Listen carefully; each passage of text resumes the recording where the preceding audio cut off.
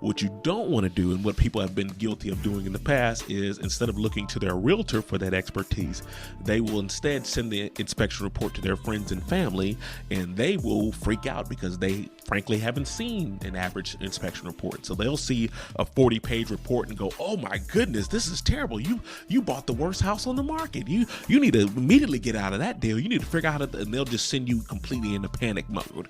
Again, look to the expertise of your realtor. Look to the expertise of the person who has seen more inspection reports than you, your friends, or anybody else combined. Look to them to help you determine whether or not that is something that is a problem or something that you do need to be overly concerned about, or is something that we can work on.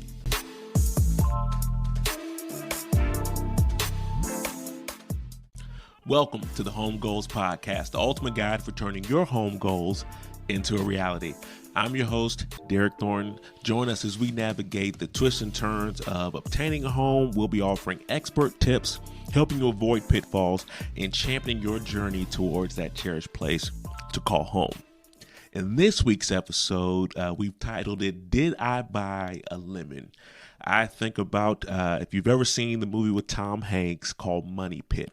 It's a movie where this guy goes out and purchases a home that's a fixer-upper and ends up finding that it is way more of a fixer-upper project than he ever signed up for or agreed to, right? It's all just problem after problem just keeps on happening. There's all these things that keep breaking down, and he's having to repair things and fix stuff, and it just turns into a whole mess of a problem. And there's a lot of home buyers out there who are worried about making potentially the same mistake. They're always thinking to themselves like, all right, I don't want to pay too much for a home, and I want to make sure that whatever home I do decide to buy, that there's not going to be these issues that I'm running into of just fix or problem after problem after problem coming up in the deal, and me putting more money into it than it's actually worth, or making it worth my while, or putting me essentially in a situation where I wished I just kept on renting and had never purchased anything before. And so we're going to talk about one of the biggest ways to help you figure out whether or not that home is actually a sound property or a sound investment, and that is through the process of home inspections. We're going to discuss what to expect from a home inspection, what not to expect from a home inspection, and how you can use that to help make sure that you're making a wise decision in the purchase of your home, right? And so a lot of properties, whether people realize it or not, when they're put on the market, they may not, or a lot of times may not, decide to do what's called a pre-inspection, right? When a seller goes to sell their home, they will likely put it on the market, explain all the details and different things that are available and everything like that. But more times than not, they're not going to have that home inspected before they put it on the market. They're just going to put it out there. Now, there are some areas or some countries where that is more of the norm, but in our area, rarely do we ever get the chance to see that. You're usually having to take the risk or the leap of faith to try and figure out whether or not that home is the right property for you. One of the things that you can look at in our state, North Carolina, we have what's called a property disclosure, a residential property disclosure, and that oftentimes will give the seller or the homeowner the opportunity to share different things that they may know are wrong with the home, right? If there's any issues with the plumbing or the pipes, or how old is the roof, how old is the HVAC, all those different things are things that they can answer. That form can give you a general guide, but again, that form just addresses things that are known about. It doesn't address all those things that they may not be aware of. It doesn't address that crawl space that they haven't walked into or gone inside of the entire time they've owned the home, and they don't even realize all the things that are growing or going wrong down there. And so it's not a form that you can just take as the gospel and think that, oh, there's nothing wrong because there's nothing on this form, but it's one way you can kind of get some clues. The best ways that you can get an idea or a clue is through the home inspection once you get that house or that property under contract. Home inspections are completely optional. They are something that is still highly, highly recommended.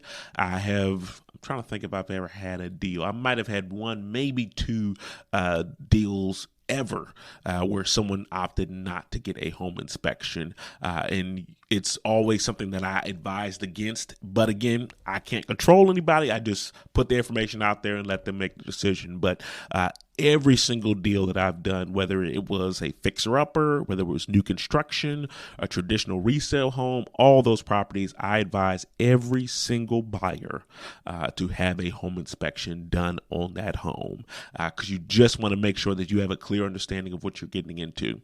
Now, we as the agent and as the buyer, we're always going to be looking to see, when we look at the property ourselves, if there's anything that we see that may be wrong, right? I have looked at enough houses that I can start to pick up things myself as I'm looking through the home. And that's also a reason that I would always recommend that you use a realtor when you go to purchase a home, because there's things that we can look at that we can pick up on ourselves through our experience of all the houses that we've seen.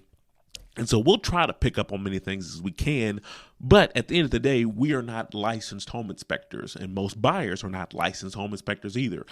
Those are the professionals. Those are people that do that for a living, is go through homes and figure out what may be wrong or what may be an issue. And so I highly recommend that any home that you decide to purchase, again, whether it's new construction or not, go through and find that. I have never, in my 10 years, I have yet to see a blank inspection report. Every single inspection report, whether it was new construction, whether it was a 100-year-old home, every single inspection report has found some issues. Now, whether or not it's too many to deal with or it's a reasonable amount, that obviously varies depending on the deal. As again, this is where the expertise of your realtor is going to come into play, because they can let you know, hey, this is a bit much, right? This is a little more than we were expecting, or hey, this is completely normal. This is fine. That can give you a better idea. What you don't want to do, and what people have been guilty of doing in the past, is instead of looking to their realtor for that expertise, they will instead send the inspection report to their friends and family, and they will freak out because they frankly haven't seen an average inspection report. So they'll see a 40-page report and go, oh my goodness, this is terrible. You bought the worst house on the market. You need to immediately get out of that deal. You need to figure out, and they'll just send you completely into panic mode.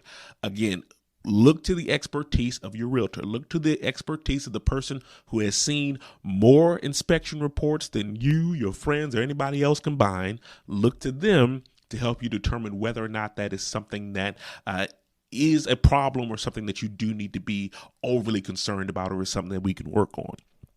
Home inspections are always things that you want to keep those things in mind. Now, the type of home inspections, there's all different types that are out there, depending on the type of home and everything like that. A traditional home inspection, it usually is based on the size of the home and whether or not the age, right? If it's a 100-year-old home, that may cost you a little bit more than a home that's just 20 years old or something like that. Most homes usually fit within a certain range, but I don't want you to think that it's all home inspections are the same, right? 6,000 square foot home is not going to be the same inspection pricing as one that's like a 1,200 square foot townhouse or something like that. And so those are things that you do need to keep in mind when you're considering what the cost may be or what those changes may be. In addition to the home inspection, you can also have other inspections done. Two of the main ones that we often see in a lot of deals with the pest inspection. That one is mainly checking on if there's any termite damage or active termites or issues. In our state, we have with our weather and with our soil makeup and everything like that, termites are not uncommon out here. The biggest thing that we're looking for is that if there was presence of termites or termite damage, was it treated? That's the most important thing that we care about. I'm not freaking out if I find out that, oh, there was presence of one, but it's since been handled or addressed. I'm more worried about the active infestation that hasn't been addressed by the seller. That's when we need to make sure we have the treatment in place. And again, we can negotiate that into most deals. Radon inspections. Radon is a colorless, odorless, tasteless gas. It's in the air all around us. It's in the air that I'm breathing at this very moment. The problem with radon is that long-term exposure to elevated levels has been known to lead to lung cancer. It's the second leading cause of lung cancer behind smoking in the U.S. And obviously your home is going to be a place where you spend a lot of time. And so you want to make sure that if there are elevated levels, that is addressed. Again, that is not something where if you find elevated levels, it's that the world is ending, the sky is falling, and this whole deal is going to blow up. There have been plenty of deals that we have found elevated levels, and they have companies out there who can install machines that can have that mitigated and have it changed. I have a radon mitigation machine on my home, right? It's almost looks like a gutter, like a rain gutter, but it basically is a machine that sucks the radon out of the ground, pushes it up to the sky above so that it isn't going into the home. And that's something that we were arranging, right? And so the radon inspection, they'll have a machine in your home that will test the readings for a couple days to see if there are elevated levels and if that's something that needs to be addressed. And those three, the home, the radon, and pest, are usually the main three that we typically see. But in addition to that, if the home is on a septic tank, you may want a septic inspection as well. Well water, you may want a well inspection. You can get inspections on the water. If there's presence or it looks like there may be presence of mold, you can get a mold inspection. There's all different types out there. The biggest one, the most popular one, if you had to make a decision and you said, Derek, I only have enough money or enough funds or resources to get one done, or which one would you recommend? I'm definitely going to do the home inspection because that is the most all-inclusive inspection that's out there, right? It goes all through the home, all through the exterior of the home as well. It's going to look at everything, right? It's going to look at everything as small as this door doesn't latch properly when it closes to the HVAC isn't working, right? It's going to look at all those different things and see if there's anything that could be wrong. One analogy that I often use to explain what you can expect from a home inspector and what you cannot expect from a home inspector is the analogy of, I often compare it to, imagine an ER nurse that has been in that job or that role for 20 years, right? She's seen everything come through those doors, right? Or they've seen everything come through. They've seen all kinds of injuries. That ER nurse can likely, based on their experience over the years, they can likely look at someone, ask him a few questions, and based on that discussion, in their mind, they already know, oh, I know what's wrong, I know what is ailing them, and I know what kind of treatment or what kind of medication they need. They may know all those things because of their experience over the years. However, that ER nurse is never going to diagnose the patient.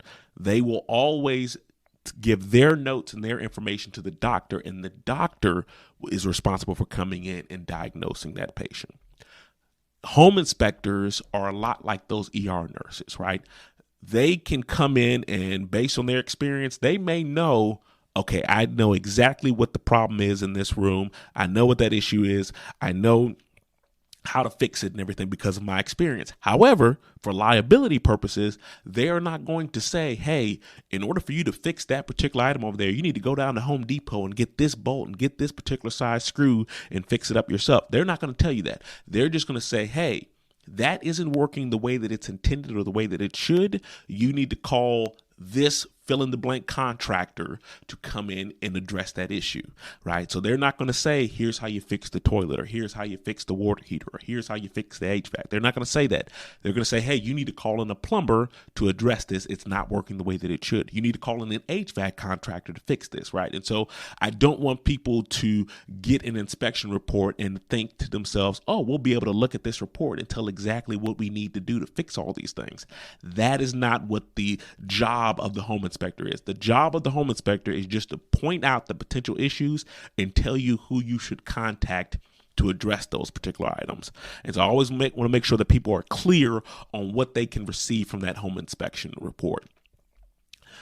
The important thing in our state, North Carolina, is that we are a caveat emptor state, which is Latin for let the buyer beware.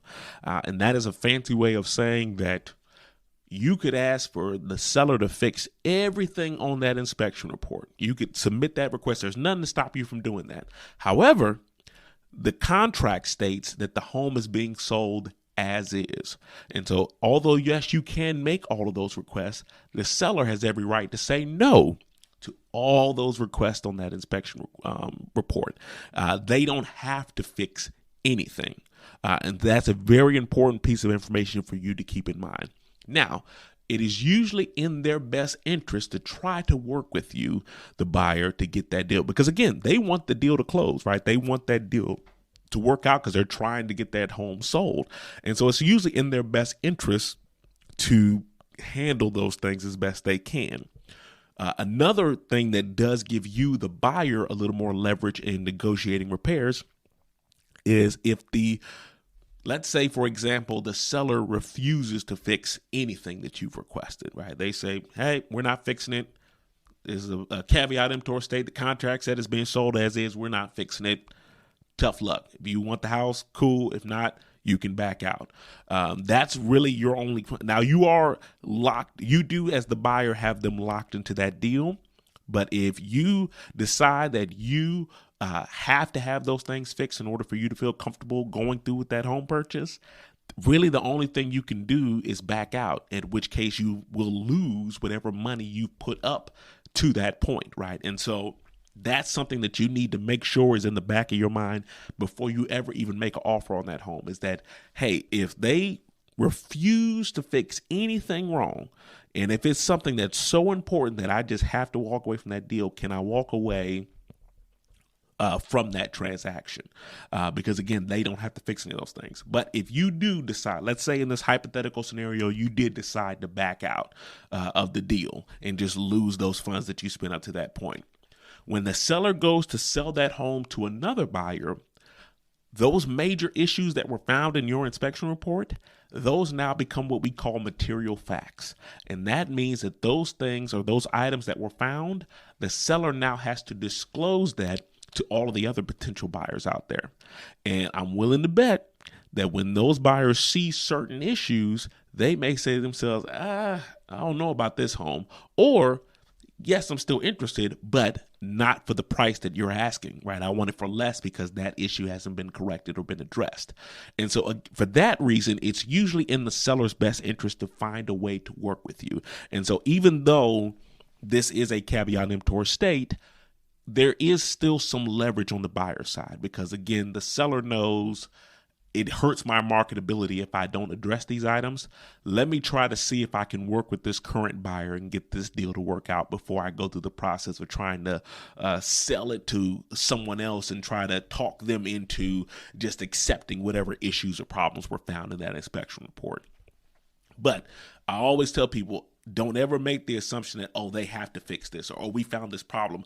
I don't care how serious it is. I don't care if the foundation of the home is falling. I don't care if there was mold all the way through. I don't care if the radon levels are sky high. Doesn't matter. They do not have to. They are not obligated or required to fix any of those things. And so you need to keep that in mind, especially when you're trying to figure out whether or not you want to go through with the sale of the home. And in those negotiations, again, you're trying to figure out what a reasonable buyer would be willing to request. That's always what I'm thinking of as the realtor when I'm advising buyer clients on how to negotiate repairs.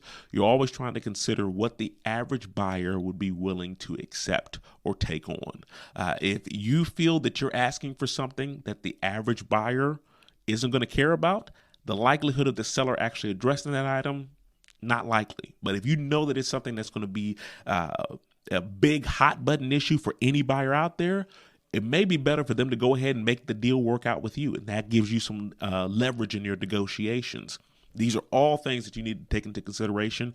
But again, you want to make sure that that home inspection is done, because that is going to be one of the best ways to tell whether or not this home could be a potential money pit. And if you're ever looking for recommendations, again, this is where an experienced realtor comes into play, because we work in the business all the time. We often have several different inspectors that we can recommend to help you out in the process, people that we know and trust and have worked with in the past to be able to point out those potential issues. But don't make the assumption, or don't just assume that because your inspection report came back with 30 items on there that you've bought a lemon, right? That you've made this terrible mistake. Take a deep breath. We will get this figured out. There's every home, you could line up 10 houses and do inspections on them. I guarantee you all 10 houses. I don't care how meticulous that owner may be. If you pay somebody to go through a house and find something wrong, they will find something. And so always remember that. Keep it level head through all of these situations, and you'll be able to figure out a way to get it all situated and done. But hope that's helpful for you all. Again, I'm always here to be a resource and help in any way that I can, and make sure that you make the wisest decision when it comes time for you to purchase. Have a wonderful day. I'll talk to you next week.